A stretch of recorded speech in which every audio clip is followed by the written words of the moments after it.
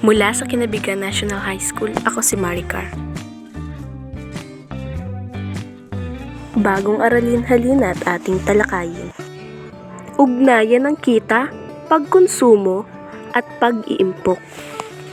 Nakahawa ka na ba ng malaking halaga ng pera? Sabihin na nating 1,000 o higit pa. Paano mo ito pinamamahalaan? May mga tao na kapag nakakahawak ng pera ay mag-iisip kung paano ito palalaguin. Mayroon namang impulse buyer, basta may pera bili lang ng bili hanggang sa maubos. Saka maaalala kung ano ang kaniyang pangangailangan. Ikaw, isa ka ba sa kanila? Ano para sa'yo ang pera at paano mo ito dapat gamitin? Ang pera ay katulad ng ating mga pinagkukunang yaman ay maaaring maubos. Kita, halagang natatanggap ng tao kapalit ng produkto o serbisyong kanilang ibinibigay. Pagkonsumo. Ang pagkonsumo ay paggamit o paggastos. Tumutukoy sa pagbili at paggamit ng mga produkto at serbisyo upang matugunan ang mga pangangailangan at magtamo ng kasiyahan ang tao. Pag-iimpok. Ang pag-iimpok ay ang pag-iipon ng salapi upang may magamit sa mga posibleng pangangailangan.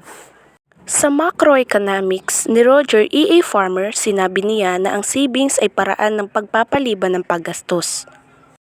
Ayon naman kina Mick, Morton at Shug, ang ipon o savings ay kitang hindi ginagamit sa pagkonsumo o hindi ginagastos sa pangangailangan. Ang ipon na ginagamit upang kumita ay tinatawag na investment. Ang economic investment ay paglalagak ng pera sa negosyo. Bakit ba kailangan ng savings? Ano ba ang halaga nito? Ang perang iyong naipon bilang savings ay maaaring ilagak sa mga financial intermediaries tulad ng mga bangko.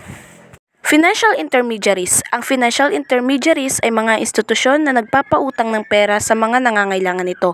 Sila ang nagkokonekta ng tao at ang nagpapautang. Ang figurang ito ay nagpapakita ng ugnayan ng kita, pagkonsumo, at pag-iimpok. Nais kong ibahagi sa inyo ang 7 habits of a wise saver.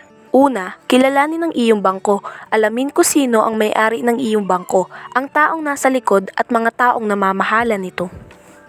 Magsaliksik at magtanong tungkol sa katayuang pinansyal at ang kalakasan at kahinaan ng bangko.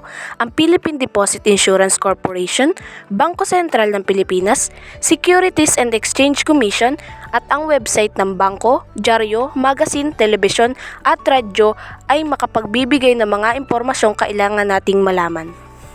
Ikalawa, alamin ang produkto ng iyong bangko. Unawain kung saan mo inilalagay ang iyong mga perang iniimpok. Huwag malito sa investment at regular na deposito. Basahin at unawain ang kopya ng term and conditions. Huwag mag-atubiling linawin sa mga tauhan ng bangko ang hindi nauunawaan. Ikatlo, alamin ang serbisyo at mga bayarin ng iyong bangko. Piliin ang bangko para sa iyo sa pamamagitan ng iyong pangangailangan at itugma ito sa serbisyong inaalok ng bangko. Alamin ang sinisingil at bayarin sa iyong bangko. Ikaapat, ingatan ang iyong bank records at siguraduhing up-to-date.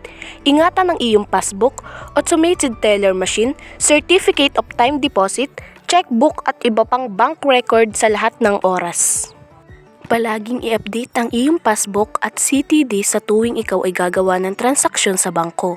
Ipaalam sa bangko kung may pagbabago sa iyong contact details upang maiwasang maipadala ang sensitibong impormasyon sa iba.